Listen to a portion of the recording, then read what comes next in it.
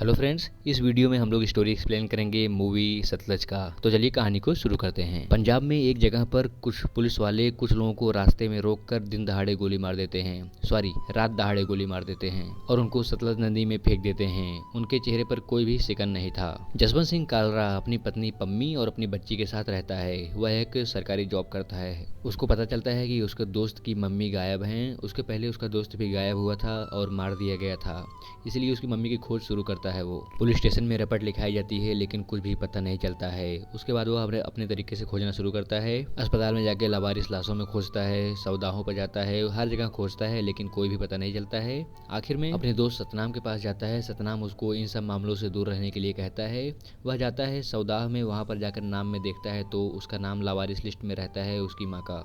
ऐसे ही सैकड़ों लोग थे जिनकी लावारिस लिस्टों में नाम था और उनके परिवार वालों को पता भी नहीं था। वह जाकर सतनाम से इसके बारे में पूछता है तो सतनाम बुरी कहानी बताता है। वह कहता है कि दोस्त की माँ को पुलिस उठा के ले गई थी और उसका इनकाउंटर कर दिया था। ऐसे ही सैकड़ों लोगों का रोज रात में इनकाउंटर होता है, किसी को कोई भी पता नहीं चलता है, सबको लावारिस बना दिया जाता है। जसवंत सिंह बहुत गुस्सा होते हैं और इन पर केस कर देते हैं और अपने तरीके से शोध शुरू करते हैं। इसमें उनका दोस्त पुलिस वाला सतनाम भी उनका साथ देता है और बहुत सारी जानकारियां देता है कि पुलिस कैसे काम कर रही है, कैसे लोगों को मार रही है और उनका नाम छिपा दे रही है। इससे बहुत बड़ी जानकारी मिलती है कि तीन सौदाहों पर ही कई हजार लाशें थी। आप कह सकते हैं कि लगभग 25,000 लाशें ऐसी थी जो लावारिस मानी गई थी और उनका कोई भी नाम पता नहीं था। कोर्ट ने भी आखिर में इसकी चार्जशीट दायर कर ली और जाके यह खबर मिलती है सीएम को। सीएम आनंद सिंह गुस्सा होते हैं और अपने खास डीजीपी इंद्रपाल सिंह बिट्टा को कहते हैं कि इस मामले को सही करो तुम। उसके बाद जसवंत सिंह के यहाँ सर्विलांस शुरू हो जाता है और बिट्टा भी अपने तरीके से इसको मामले को रफा दफा करने की कोशिश करते हैं, लेकिन जसवंत सिंह रुकता नहीं है, अपने आप को काफी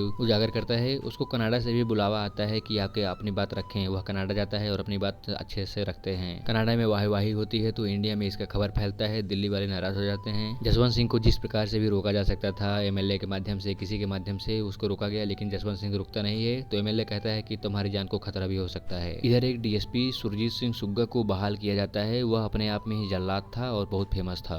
वह सबसे पहले पहुंच जाता है सतनाम सिंह के यहाँ और उसके बाद उसको हड़काता है कि तुमने अपने दोस्त के साथ मिलके पुलिस की फाइलें लीक की हैं और इसकी सजा तुमको मिलेगी। पूरी विनती करने के बाद भी वह किसी को नहीं छोड़ता है और उस पूरे परिवार को मार डालता है। यह खबर सुनकर जसवंत सिंह भी डर जाते हैं। उनकी पत्नी उनको समझाती हैं कि आप दूर हो जाओ, लेकिन जसवंत सिंह कहते हैं अब तो आ गया हूँ लाइन में, अब मैं पीछे नहीं हट सकता हूँ। उसी परिवार का एक आदमी बदला लेने के लिए सीएम बेअंत सिंह को मार डालता है। सीएम का मरना बहुत बड़ी बात थी, इसलिए बिट्टा एकदम से कार्रवाई करने के लिए आ जाता है। और एक दिन जसवंत सिंह अपने घर पे था, तभी एक लाल कार आती है और उसको उठा के लेके चली जाती है।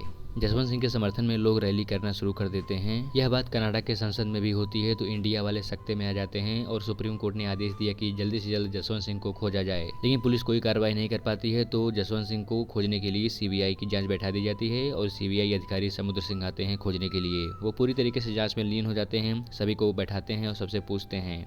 गवाहों के आधार पर वह कई पुलिस वालों को पकड़ते हैं, लेकिन पुलिस वाले एकदम से कह देते हैं कि हमको कुछ नहीं पता, हम तो खुद उसकी खोज में जुटे हुए हैं। सीबीआई उस लाल वाली कार के मालिक के पास जाती है तो वह मालिक बताता है कि कुछ पुलिस वाले उसकी गाड़ी को ले गए थे। तो एकदम से पक्का हो जाता है और फिर पुलिस वाले को अच्छे से उठाया जाता है। तो वो भी उस बार भी नकार देते हैं और समुद्र सिंह इस बार कुछ नहीं कर पाता है। प्रेशर बढ़ता देख सुग्गा की टीम वाले सभी लोग आपस में मीटिंग करते हैं और कुछ बड़ा करने की सोचते हैं। फिलहाल वो जाते हैं जसवंत सिंह की पत्नी के पास और उसको कहते हैं कि जसवंत को बोल दो, सारे केस वापस ले ले, उसको छोड़ दिया जाएगा। लेकिन पत्नी कहती है जसवंत ऐसा नहीं है। तो वो कहता है कि जैसे 25,000 केस मेरे ऊपर दर्ज है, वैसे कि एक और कत्ल हो जाएगा। इधर डीजीपी बिट्टा को रिटायर कर दिया जाता है और उनके बदले आते हैं वर्मा जी डीजीपी के रूप में। वो सुग्गा को साफ साफ कहते हैं कि अगर 7 दिन में जसवंत वापस नहीं आया तो तुम्हारी खैर नहीं। सुग्गा बिट्टा के पास जाता है तो बिट्टा उसको एक सलाह देता है और अगले दिन उस केस के सभी गवाह मरे मिलते हैं और इससे समुद्र सिंह एकदम से गुस्से में आ जाता है। अदालत में कोई गवाह नहीं था, लेकिन वकील ने अच्छी दलील दी, इसलिए सभी पुलिस वालों को कोर्ट की कार्रवाई तक सस्पेंड कर दिया जाता है। सुग्गा के ऊपर भी सीबीआई प्रेशर डालती है कि तुम्हारा खेल खत्म होने वाला है। तो सुग्गा डर कर डीजीपी को फोन करना शुरू करता है। डीजीपी कहते हैं कि तुम परेशान मत हो, तुम मुझे कल मिलो। और अगले दिन सुबह सुग्गा जाता है तो फिर वापस नहीं आता है। उसकी लाश मिलती है ट्रेन के पटरी पर। सुग्गा की डेथ सेरेमनी में समुद्र सिंह को एक आदमी मिलता है जिसके बारे में गवाहों ने बताया था कि ये वहाँ पे रहता था। उसका नाम कुलजीत था और वह जेल में खाना वगैरह देता था। उसने पूरा बताया कि जसवंत सिंह को जेल में बंद किया गया था, ये सब उसने बात बताई। तो उसको सरकारी गवाह बनने के लिए कहा गया और वह गवाह बन जाता है, लेकिन जेल में जाते ही वह पूरी तरीके से पलट जाता है और वो कहता है कि सभी ने मुझे डराया धमकाया है और पैसे दिए हैं। समुद्र सिंह अदालत में ही बहुत ज्यादा गुस्सा हो जाता है, इसीलिए उसको सस्पेंड कर दिया जाता है। सब निराश हो जाते हैं क्योंकि जसवंत सिंह को अब न्याय नहीं मिलने वाला था।